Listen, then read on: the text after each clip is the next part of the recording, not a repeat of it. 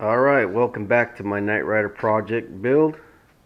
As you can see, I mounted the door on yesterday.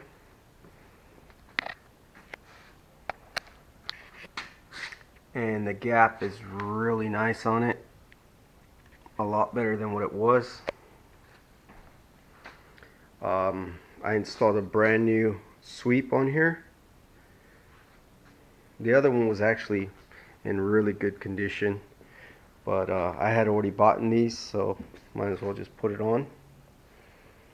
And what else did I do?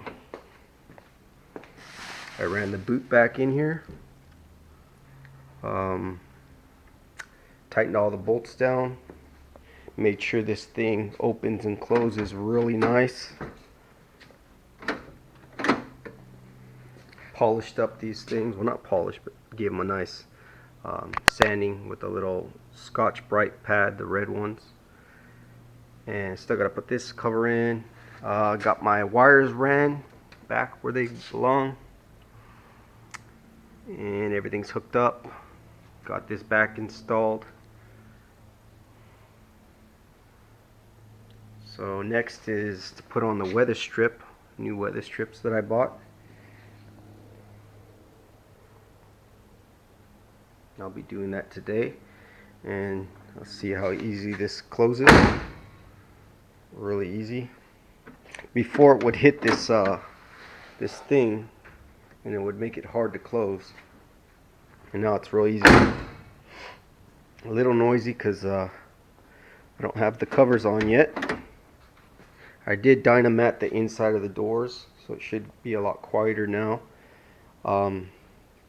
Yeah, it's going to be a little noisy because I don't have the weather strips on yet. And up here I don't have the T-top weather strip on this either. That's on my to-do list.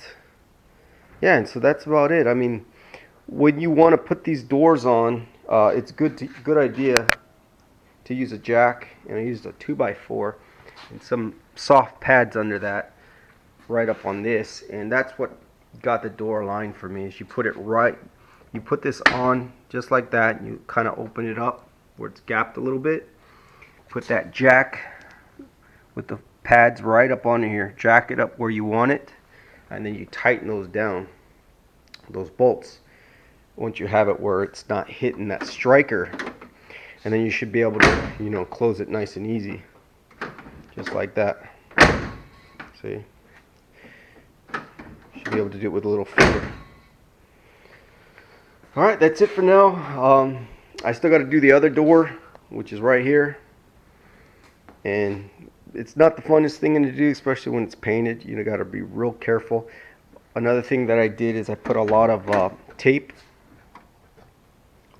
running down here and up on the sides, and I still managed to get a little chip here that I spray painted already because I forgot about this little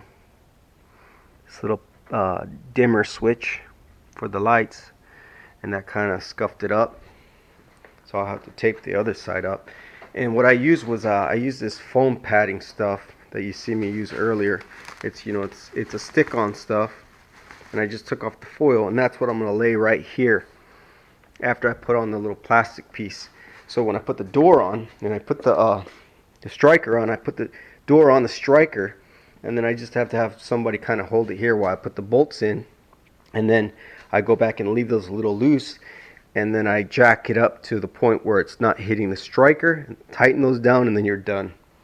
Should have a perfect fitting door. Just make sure your gap is where you want it before you tighten it down.